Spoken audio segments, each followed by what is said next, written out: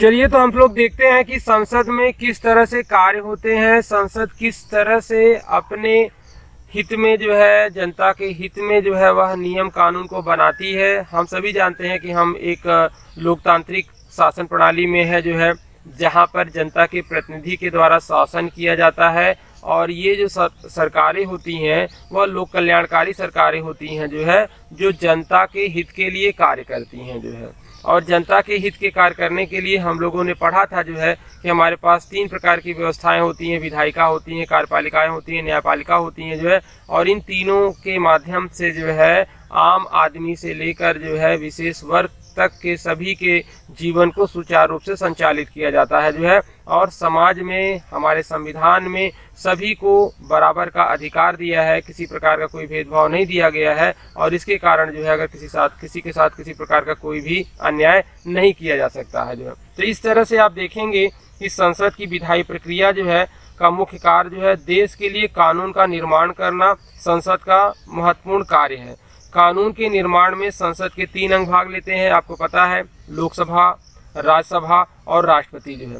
और इस प्रक्रिया में जब कानून बनने की प्रक्रिया शुरू होती है जो है, तो सबसे पहले क्या होता है, बिल लाया जाता है, इसे हम हिंदी में विधेयक कहते हैं जो है। विधेयक को किसी भी सदन में प्रस्तुत किया जाता है जो है, और वह विधेयक एक सदन से पास होकर दूसरे सदन में जाता है जो है। और दूसरे सदन से पास होकर जब राष्ट्रपति के पास जाता है और राष्ट्रपति जब उस पर हस्ताक्षर कर देता है जो है, तो ऐसे बिल जो होते हैं क्या है, अधिनियम बन जाते हैं जो है, जिन्हें हम एक्ट कहते हैं जो है।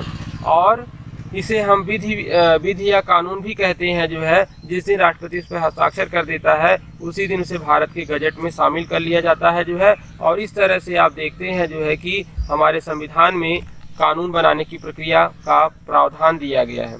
तो विधि निर्माण के लिए सर्वप्रथम जो है प्रस्ताव लाया जाएगा, और वह प्रत्येक सदन में जो है वहाँ पर उसके लिए 3 वाचन होता है जो है। पहला वाचन का मतलब ये होता है जो है कि विधेयक को पेश करने के लिए अनुमति प्राप्त करना जो है, जिसके पास होने पर विधेयक जो है सदन में प्रस्तुत किया जाता है।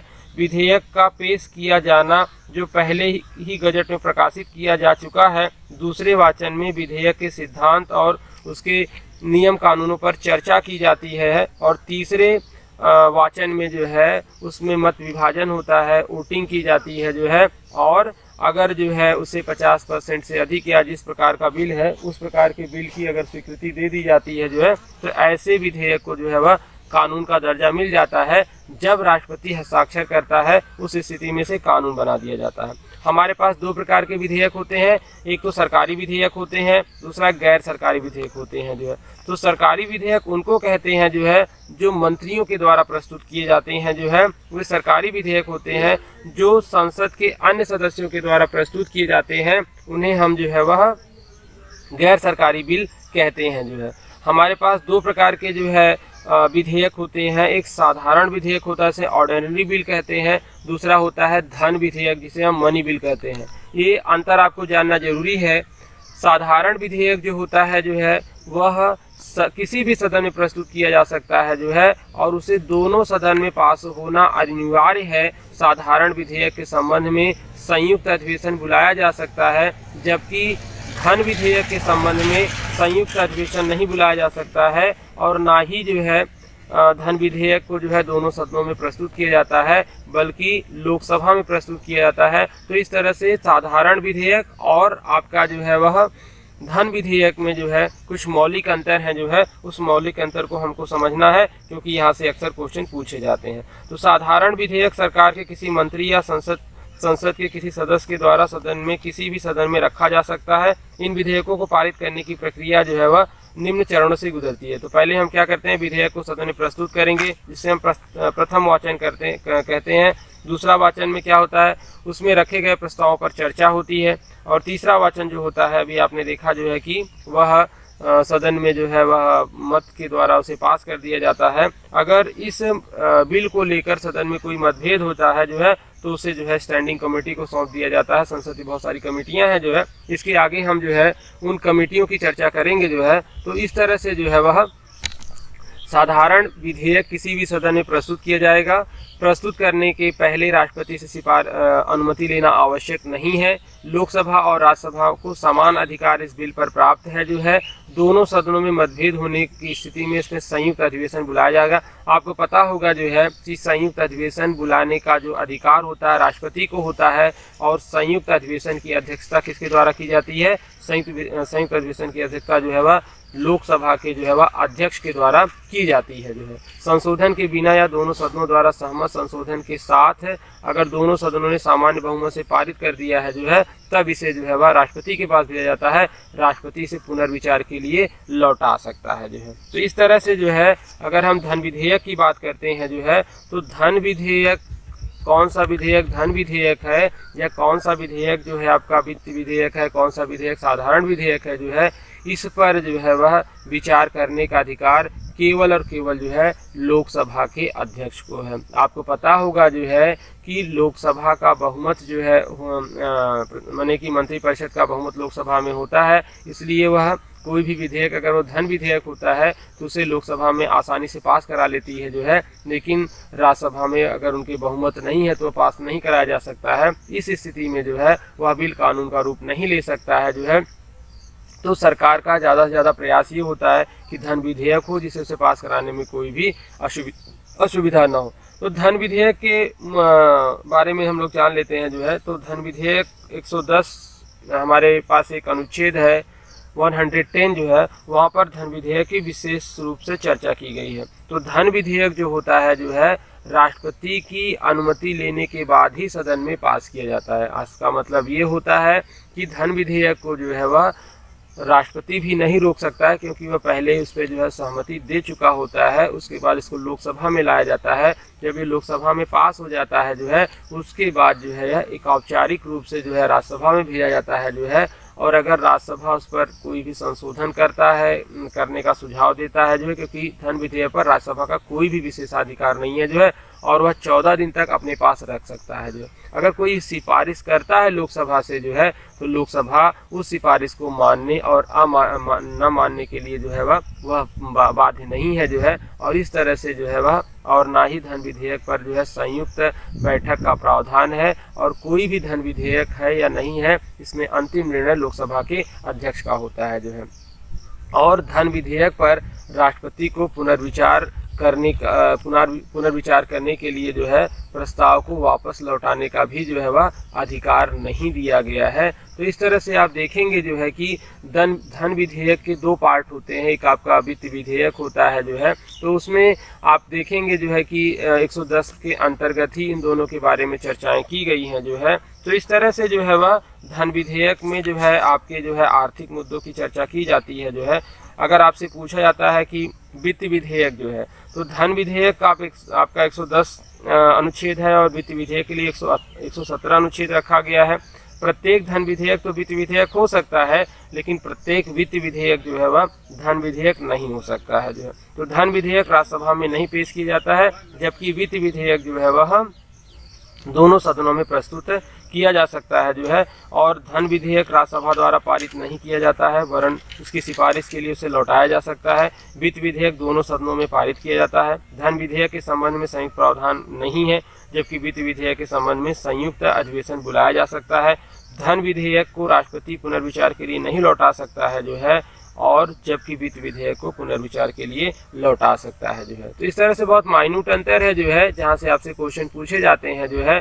अब देखिए जो है कि जो धन विधेयक होगा और संविधान संशोधन का जो मामला होगा 368 के तहत जो है, इन दोनों के संबंध में जो है कोई भी बिल जो है 2/3 बहुमत से पास होने चाहिए, और वो दोनों सदनों में अलग अलग पास होने चाहिए। ये चीज़ देखिए आपको थोड़ा सा ध्यान रखना होगा जो है। साधारण विधेयक में जो है आपका संयुक्त अधिवेशन बुलाया जा सकता है जो है, लेकिन धन विधेयक और आपके संविधान संशोधन की प्रक्रिया में संयुक्त अधिवेशन नहीं बुलाया जा सकता है, और दोनों को अलग अलग से जो है 2/3 बहुमत से पास करने के बाद ही जो है वह अंतिम रूप से कानून का रूप धारण कर सकता है जो है। तो इस तरह से आप देखेंगे जो है हमारे संसद को कानून बनाने का जो अधिकार दिया गया है जो है, संसद जो है उसी के सत्ता के तहत जो है कानून बनाती है।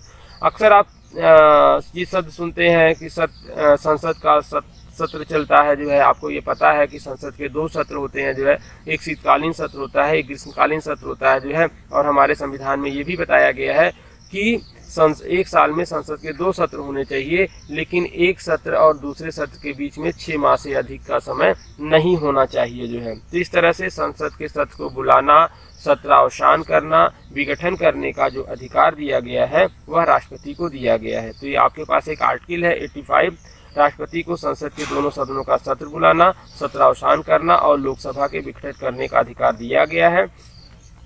राष्ट्रपति संसद के दोनों सदनों को इस प्रकार आहूत करेगा कि एक सत्र की अंतिम बैठक तथा आगामी सत्र की पहली बैठक के मध्य 6 माह से अधिक अंतराल ना हो। इस प्रकार एक वर्ष में संसद की कम से कम 2 बैठकें होनी अनिवार्य हैं। दोनों बैठकों के बीच जो है 6 माह से अधिक अंतर नहीं होना चाहिए। सदन का स्थगन किसी बैठक के कार्य का विलंबन है। संसद के दोनों सदनों का स्थगन उसके पीठासीन अधिकारी सभापति द्वारा किया जाता है। यह कुछ मिनट, कुछ घंटों, कुछ सप्ताह के लिए हो सकता है। सदन का स्थगन किसी आवश्यक या विशेष कारण से किसी सदस्य की मृत्यु या शोक करने के लिए गणपूर्ति न होने पर सदन के भीतर कार्य का संचालन बाधित होता है। आप देखते हैं जो है कि अगर कोई जो है सदस्य जो है संसद की कार्रवाई में बाधा डालता है जो है, तो लोकसभा का अध्यक्ष क्या करता है, कुछ समय के लिए सदन की कार्रवाई को रोक सकता है, पूरे दिन के लिए रोक सकता है जो है, या कुछ सप्ताह के लिए भी रोक सकता है जो है। तो ये अधिकार आपके जो है वह लोकसभा के अध्यक्ष और राज्यसभा के सभापति को दिया गया है जो है। अगर बात की जाती है कि अगर लोकसभा का विघटन करना हो, आपको पता है राज्यसभा का विघटन नहीं होता है, राज्यसभा आपका स्थायी सदन है जो है, तो मंत्रिमंडल की सलाह पर जो प्रधानमंत्री जो है वह सुझाव देगा राष्ट्रपति को जो है, उसी के आधार पे जो है आपका लोकसभा को जो है भंग किया जा सकता है जो है। इस तरह से आप देखेंगे जो है कि राष्ट्रपति मंत्रिपरिषद की सलाह से लोकसभा को भंग कर सकता है। विघटन के लोकसभा का वर्तमान जीवन काल समाप्त हो जाता है। नई लोकसभा के गठन के लिए आम चुनाव कराया जाता है जो है। तो राज्यसभा जबकि स्थायी सदन है उसका विघटन नहीं किया जाता है। तो इस तरह से जो है वह हमारे संविधान के प्रावधानों में। अब देखिए यहाँ पे आपका एक बजट सत्र है जो है, ठीक है। हालांकि संविधान में बजट शब्द का उल्लेख नहीं किया गया है, बल्कि संविधान में आर्थिक लेखा जोखा का उल्लेख किया गया है जो है। तो इस तरह से आप देखेंगे जो है कि जो हमारा जो वार्षिक वित्तीय विवरण है जो है, अनुच्छेद 112 के तहत जो है वह राष्ट्रपति का कर्तव्य है कि वह प्रत्येक वर्ष जो है, वित्तीय वर्ष 1 अप्रैल से 31 मार्च के बीच हमारा फाइनेंशियल ईयर होता है जो है, वह दोनों सदनों के समकक्ष क्या करता है, भारत सरकार के लिए आय व्यय का ब्यौरा प्रस्तुत करता है, जिसे बोलचाल की भाषा में हम बजट कहते हैं जो है। तो अभी आप देख रहे हैं जो है, पहले ये जो है फरवरी के अंत में प्रस्तुत किया जाता था जो है, अब इस वर्तमान में इसको क्या किया गया है, 1 फरवरी को प्रस्तुत किया जाता है। पहले रेल बजट और आम बजट अलग अलग होता था जो है, लेकिन अब दोनों बजट को एक कर दिया गया है 2017 से जो है। तो इस तरह से आप देखेंगे जो है कि पूरे वर्ष भर का खाका यहाँ पे आपसे प्रस्तुत किया जाता है जो है। अगर हम बात करते हैं जो है कि इस तरह की जो प्रक्रियाएं चलती हैं जो है, आप देखते हैं जो है कि संसद में कोई जो है लंबित विधेयक है जो है, अगर कोई लंबित विधेयक है, अगर राज्यसभा ने उसको पास कर दिया है तो वो तो अस्थायी रहेगा जो है, कभी भी उसे लोकसभा उस बिल को लाकर पास कर सकती है। जैसे मान लीजिए आपका जो है महिला विधेयक है जो है, ठीक है। तो महिला विधेयक जो आपका है वह आपको पता है जो है कि सदन राज्यसभा ने उसको पास कर दिया है जो है कि महिलाओं को 30% जो है वह ये जो है चुनाव माने राजनीतिक पार्टियों में जो है वह चुनाव सीटों में जो है अधिकार दिया जाना चाहिए, लेकिन लोकसभा ने उसको भी पास नहीं किया है जो है। तो वह बिल अभी बना हुआ है जो है, वह डेड नहीं हुआ है जो है। लेकिन अगर कोई बिल लोकसभा पास करती है और लोकसभा उसी दौरान भंग हो जाती है, तो अगर लोकसभा भंग हो जाएगी जो है, तो इस स्थिति में क्या होगा जो है कि जब नई लोकसभा आएगी जो है, उसे फिर उस बिल को लाना होगा जो है और सदन में पास करना होगा जो है, तभी वह पुनर्जीवित होगी, अन्यथा वह बिल समाप्त हो जाएगा। तो यही लोकसभा और राज्यसभा के बिल में अंतर है जो है, क्योंकि आपको पता है कि राज्यसभा का कभी विघटन नहीं होता है जो है, इसलिए उसके द्वारा लाए गए बिल जो है कभी समाप्त नहीं होंगे जो है। लेकिन लोकसभा के द्वारा लाया गया बिल जो है, अगर जो है सरकार गिर जाती है या 5 साल का कार्यकाल खत्म होता है, बिल नहीं पास होता है जो है राज्यसभा में, तो आपको नए ढंग से बिल को लाना होगा। जैसे अभी आपने देखा होगा 3 तलाक का बिल जो है, तो मोदी के पहले कार्यकाल में 3 तलाक बिल लाया गया था जो है, लेकिन राज्यसभा में पास नहीं हो सका जो है। उसके बाद जब दूसरा कार्यकाल इनका शुरू हुआ जो है, तब इन्होंने क्या किया, फिर तलाक पर जो है इन्होंने कानून लाया जो है, इसको लोकसभा में भी पास करवाया और राज्यसभा में पास करवाया। राष्ट्रपति ने जब उस पर हस्ताक्षर कर दिया तब उसने क्या किया, कानून का रूप ले लिया। और इसी तरह से जो है इंदिरा गांधी के समय में बांग्लादेश के साथ हमारा एक समझौता हुआ था जो है, कुछ क्षेत्र भारतीय बांग्लादेश को देने थे और कुछ बांग्लादेश के क्षेत्र भारत को दिया जाना था जो है। तो इस स्थिति में क्या हुआ जो है कि राज्यसभा में तो ये बिल पास हो गया जो है, लेकिन जो है लोकसभा में नहीं पास कराया गया। और उसके जो है काफ़ी समय बाद जो है 2014 में जब मोदी जी आए जो है तो उन्होंने उस बिल को लोकसभा में पास किया जो है, और इस तरह से फिर वो जो है वह कानूनी रूप धारण किया जो है, जो कि संविधान संशोधन 100वां है जो है। तो इस तरह से आप देखेंगे जो है कि संसद जो है संघ सूची के जो है विषयों पर कानून बनाता है, सम्मति सूची विषयों पर भी कानून बनाता है जो है। अगर लोक महत्व का मुद्दा है तो राज्य सूची के विषयों पर भी कानून बनाता है जो है। तो इस तरह से जो है संसद की शक्तियाँ जो है वह अनंत रूप से दी गई हैं। तो अगर देखिए जो है कोई अगर महत्वपूर्ण बिल है जो है, साधारण बिल है जो है, और वो आपका जो है पास होना जरूरी है जो है, तो उसके लिए क्या होता है जो है, संयुक्त अधिवेशन बुलाया जाता है। नहीं तो जनरली आप देखेंगे कि कोई भी बिल जो है वह क्या होता है, दोनों सदन में अलग अलग रूप से पारित किया जाता है। तो दोनों सदनों की संयुक्त बैठक जो है राष्ट्रपति द्वारा आहूत की जाती है। संयुक्त बैठक की अध्यक्षता जो है लोकसभा के अध्यक्ष या स्पीकर के द्वारा किया जाता है जो है। तो इस तरह से जो है सदन के दोनों सदनों में प्रथम संयुक्त बैठक का जो प्रावधान लाया गया था वो 1961 में लाया गया था जो है, और ये आपका दहेज उन्मूलन विधेयक था जो है। तो अभी तक जो हम ज्वाइंट पार्लियामेंट की बात कर रहे थे, संयुक्त अधिवेशन जो बुलाया गया था जो है 1961 में जो है दहेज उन्मूलन के संबंध में कुछ प्रॉब्लम हुई थी जो है, उसके लिए डॉक्टर राजेंद्र प्रसाद उसमें भारत के राष्ट्रपति थे जो है, उस समय जो है वह संसद का संयुक्त अधिवेशन बुलाया गया था जो है। तो इस तरह से जो है जब महत्वपूर्ण मुद्दे होते हैं जो है और उनको पास करना अनिवार्य होता है जो है, इस स्थिति में जो है जब कभी दिक्कत होती है जो है, तो उसके लिए साधारण विधेयक में क्या होता है कि संयुक्त अधिवेशन बुलाए जाने की परंपरा हमारे जो है संविधान में दी गई है जो। चलिए अब देखते हैं संसद की सामान्य प्रक्रिया जो है, संसद में क्या क्या प्रक्रिया होती है जो है। आप अक्सर देखते हैं जो है कि संसद में जो है प्रश्नकाल होता है, तो कहीं पे शून्यकाल होता है, तो कहीं पे जो है तारांकित प्रश्न या अतारांकित प्रश्न, तमाम प्रकार के प्रश्न पूछे जाते हैं जो है। तो जो प्रश्नकाल है जो है सामान्यतः प्रतिदिन संसद के दोनों सदनों की जो बैठक होती है, उसकी कार्यवाही का पहला जो घंटा होता है उसे हम जो है प्रश्नकाल बोलते हैं जो है, जिसे हम क्वेश्चन आवर कहते हैं। वहाँ पर संसद के सदस्यों के द्वारा आपस में जो है वह प्रश्न पूछे जाते हैं जो है। इसकी शुरुआत 1721 में जो है इंग्लैंड में हुई थी जो है। और आपको पता होगा जो है कि हमारे यहाँ संवैधानिक विकास की प्रक्रिया जब अंग्रेजों के समय शुरू की गई थी जो है, तो 1892 में भारतीय परिषद अधिनियम के तहत जो है भारतीयों को भी प्रश्न पूछने का अधिकार दिया गया था जो है, और हमारे संविधान में भी जो है यहाँ पर प्रश्न पूछने का अधिकार आपको दिया गया है। अब देखिए प्रश्न जो है दो प्रकार के होते हैं, एक तारांकित प्रश्न होता है, एक आपका अतारांकित प्रश्न होता है। तो देखिए जो स्टार लगा हुआ प्रश्न होता है, स्टार क्वेश्चन जो है, जब प्रश्न पूछने वाला सदस्य सदन में तुरंत उत्तर चाहता है जो है, तो वह प्रश्न के शीर्ष पर स्टार लगा देता है। अंततः इसे हम तारांकित प्रश्न कहते हैं। तारांकित प्रश्न का उत्तर तुरंत मौखिक रूप से दिया जाता है तथा उसके संबंध में पूरक प्रश्न भी पूछा जा सकता है। कोई प्रश्न तारांकित माना जाए या अतारांकित माना जाए, इसका निर्णय जो है लोकसभा का अध्यक्ष या राज्यसभा के सभापति के द्वारा ही किया जाता है।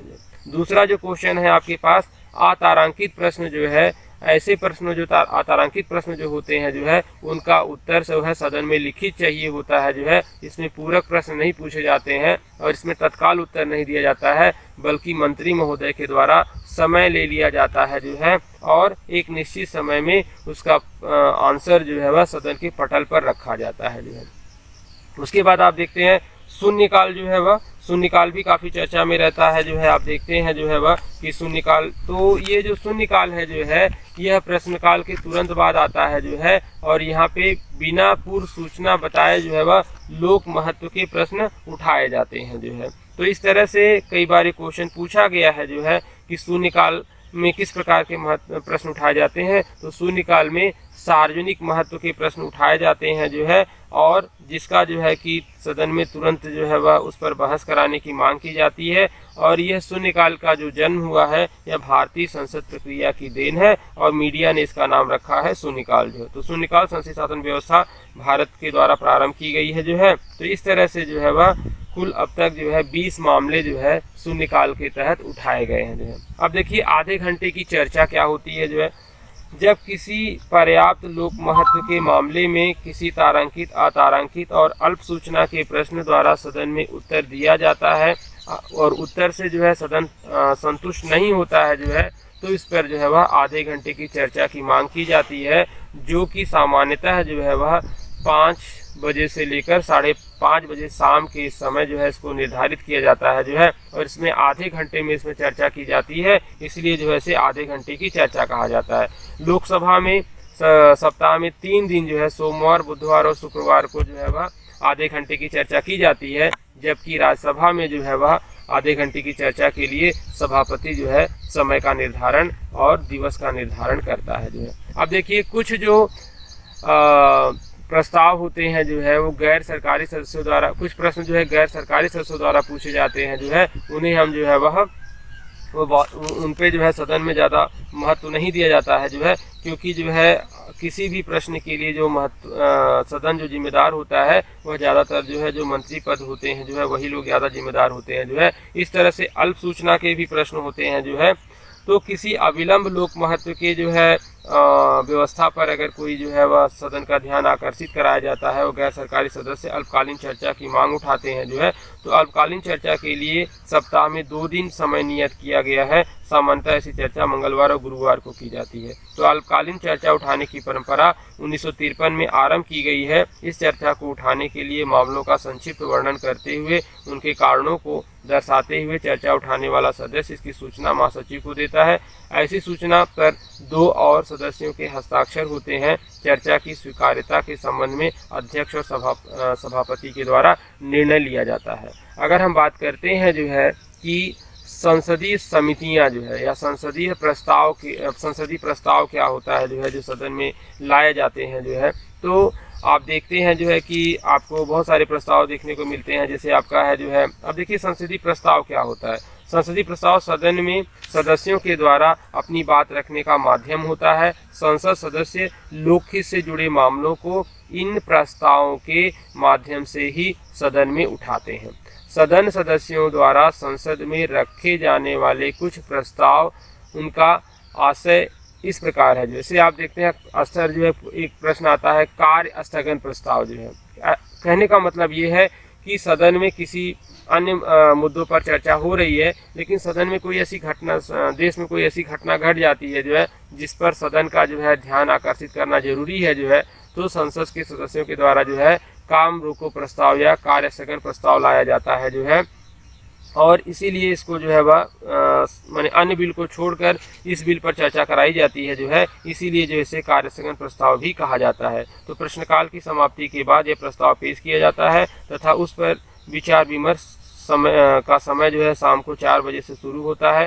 कार्य स्थगन प्रस्ताव कम से कम 50 सदस्यों के द्वारा समर्थित होना चाहिए, मैंने संसद के 50 सदस्यों द्वारा उसमें स्वीकृति प्राप्त होनी चाहिए, तभी जो है कार्य स्थगन प्रस्ताव जो है सदन में लाया जा सकता है। उसके बाद है अविश्वास प्रस्ताव। आपको पता होगा जो है कई बार क्वेश्चन पूछा गया है जो है कि सदन जब जो है बहुमत अपना खो देता है तो विपक्ष के द्वारा जो है अविश्वास प्रस्ताव लाया जाता है जो है, और अविश्वास प्रस्ताव पास हो जाने पर जो है वह मंत्रिमंडल को त्यागपत्र देना पड़ता है। विश्वास प्रस्ताव जो है, जब सदन के द्वारा सदन में अविश्वास प्रस्ताव लाया जाता है तो वर्तमान सरकार जो कार्यरत है जो है वह अपने विश्वास को साबित करने के लिए जो सदन में विश्वास मत लाती है जो है और अपना बहुमत साबित करती है जो है, इसे हम विश्वास प्रस्ताव कहते हैं जो है। अभी आपने देखा होगा कि पिछली बार जो है वर्तमान जो मोदी सरकार है जो है, विपक्ष के द्वारा उस पर आरोप लगाए गए जो है कि उसने सदन में अपने बहुमत को खो दिया है, क्योंकि दक्षिण भारत के कुछ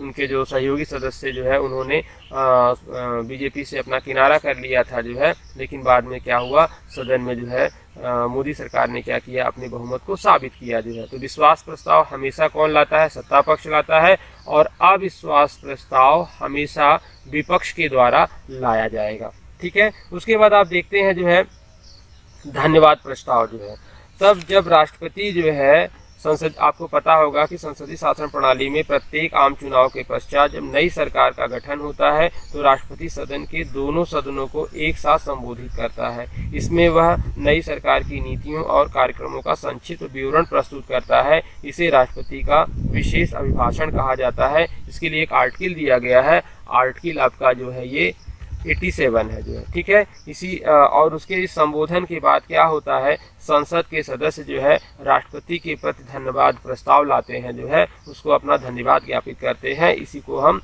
धन्यवाद प्रस्ताव कहते हैं जो है। तो इस तरह से हमेशा जो है धन्यवाद प्रस्ताव जो है का संबोधन राष्ट्रपति के द्वारा किया जाएगा और ज्ञापित कौन करेगा, संसद के सदस्यों के द्वारा किया जाएगा जो है। अगर हम बात करते हैं जो है कि निंदा प्रस्ताव जो है, तो ये निंदा प्रस्ताव हमेशा जो है विपक्ष के द्वारा लाया जाता है। तो सरकार की नीतियों को जब विपक्ष आलोचना करना चाहता है तो उसके लिए क्या करता है, वह निंदा प्रस्ताव लाता है। तो सरकार की नीतियों की आलोचना करने के लिए विपक्षी दलों के सदस्यों के द्वारा किसी मंत्री विशेष या शासन के विरुद्ध निंदा प्रस्ताव रखा जाता है। तो निंदा प्रस्ताव के पारित हो जाने पर सरकार को त्यागपत्र देना पड़ेगा जो है। तो इस तरह से सरकार क्या करती है, हमेशा ऐसे प्रस्तावों से बचना चाहती है।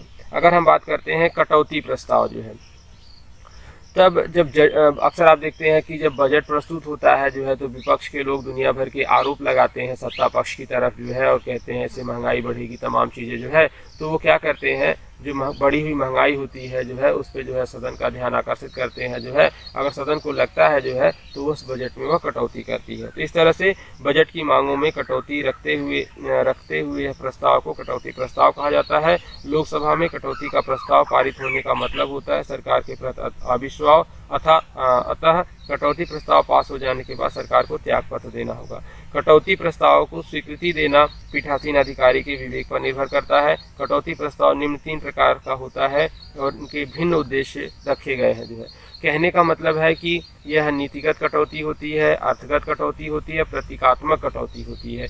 अगर भाई अब सत्ता पक्ष ने जो भी चीज़ें लाई हैं जो है अपने बहुमत के आधार पर लाई है, अगर विपक्ष इसमें जो है वह विरोध करता है जो है, और अगर वह जो है कटौती प्रस्ताव रखता है जो है और कटौती प्रस्ताव सदन पास हो जाता है, तो इसका मतलब क्या है, विपक्ष जो है हावी है और सत्ता पक्ष कमजोर है जो है, और अर्थात सत्ता पक्ष को सदन में बहुमत प्राप्त नहीं है जो है, और उसे जो है अपने प्रस्ताव से या अपने पद से जो है वह त्यागपत्र देना पड़ता है, अर्थात पूरी सरकार जो है वह भंग कर दी जाती है जो। अब देखिए जो है संसद में कार्य करने के लिए आपके पास अनेक समितियां होती हैं जो है, जिसे हम संसद समितियां कहते हैं जो है, पार्लियामेंट्री कमिटीज़ होती हैं जो है।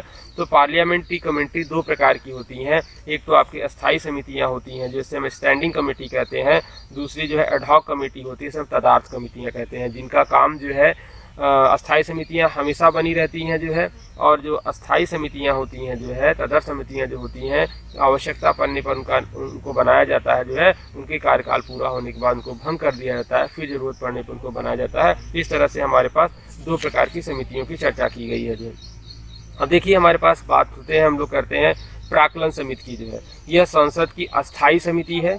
जो प्राक्कलन समिति है आपकी संसद की स्थायी समिति है जो है, और इसमें जो है कि लोकसभा के 30 सदस्य होते हैं। इसमें राज्यसभा के सदस्य भाग नहीं लेते हैं। कई बार पूछा जाता है कि कौन सी समिति में लोकसभा के कितने, राज्यसभा कितने सदस्य होते हैं। प्राक्कलन समितियों में केवल और केवल लोकसभा के सदस्य होते हैं, और इसका गठन जो है 1950 में किया गया था जो है, और लोकसभा के बजट प्रस्तुत करने के बाद इसे किया गया था जो है, और ये आपकी अस्थायी समितियां हैं। अगर इसके कार्यों की बात करते हैं तो बजट का अनुमान का अध्ययन करना तथा जो है सरकार को मितव्ययता, संगठन में सुधार, कार्यकुशलता, प्रशासनिक सुधार के लिए सुझाव देते हैं। प्रशासन में कुशलता तथा मितव्ययता लाने के लिए वैकल्पिक नीतियों की सिफारिश करते हैं जो है। इस बात की जांच करना कि क्या बजट अनुमान की नीतियों के अनुसार धन ठीक ढंग से लगाया गया है जो है। बजट अनुमान किस रूप में संसद के समकक्ष पेश किया जाए, इसकी सिफारिश की जाती है। कहाँ पे की जाती है जो है, प्राक्कलन समिति के द्वारा की जाती है। दूसरी हमारे पास जो समिति से हम कहते हैं लोक लेखा समिति, पब्लिक अकाउंट कमेटी जो है। जो पब्लिक अकाउंट जो कमेटी होती है जो है, यह भारत की सबसे पुरानी समिति है जो है। इसकी स्थापना जो है आपका 1921 में की गई थी जो है। इसमें 15 सदस्य लोकसभा के होते हैं और 7 सदस्य जो है वह राज्यसभा के होते हैं। अगर इसका हम कार्य की और इनका कार्यकाल 1 वर्ष होता है जो है। इनका मुख्य कार्य है नियंत्रण महालेखा परीक्षक के प्रतिवेदनों की जांच करना। कहेगा पढ़ चुके हैं जो है। भारत सरकार के व्यय संबंधी लेखों की जांच करना। किसी वित्तीय वर्ष के दौरान किसी सेवा पर अतिरिक्त धनराशि व्यय किए जाने पर उनके कारणों की जांच करना, उसके संबंध में उचित सिफारिश देना। किसी वित्तीय मामलों में अपव्यय, अकुशलता और भ्रष्टाचार की जांच करना। इस तरह से आप देखेंगे जो प्राक्कलन समिति है वह सार्वजनिक व्यय और संसदीय नियंत्रण को सुनिश्चित करती है जो है, जबकि लोक लेखा समिति जो है जो सरकार के द्वारा खर्च किया जा रहा है उसकी जांच करती है जो है। इसीलिए जो है प्राक्कलन समिति और जो है लोक लेखा समिति को जुड़वा बहन भी कहा जाता है जो है। ठीक है। उसके बाद आपके पास है संयुक्त प्रवर समिति जो है। तो संयुक्त जो प्रवर समिति है जो है, यह जो है वह सबसे बड़ी समिति है जो है। सदस्य संख्या की दृष्टि से जो है इसमें 45 लोग होते हैं। 30 सदस्य जो है वह लोकसभा के होते हैं जो है और 15 सदस्य जो है वह राज्यसभा के होते हैं जो है। इस तरह से आप देखेंगे जो है कि जो हमारी संसद है जो है, संसद की जो कार्यप्रणाली है जो है, उसके लिए जो है सदन में क्या किया गया है जो है वह अनेक प्रकार की जो है तिथियों को जो है अनेक प्रकार की समितियों के माध्यम से संचालित किया जाता है जो है। और ज़रूरत पड़ने पर जो है वह उनको जो है वह बनाया जाता है। उनके द्वारा जो कार्य दिए जाते हैं उन कार्यों को जो है वह करने के बाद जो है वह उनके कार्य की तीसरी हो जाती है। फिर जो है नई जब लोकसभा आएगी जो है उसके आधार पर फिर नई समितियों का गठन किया जाएगा जो है। तो इस तरह से जो है वह अनेक प्रकार की समितियां हैं जो है, जिसके बारे में हम अपने संविधान में विधिपूर्वक इसकी जो है वह चर्चा की गई है।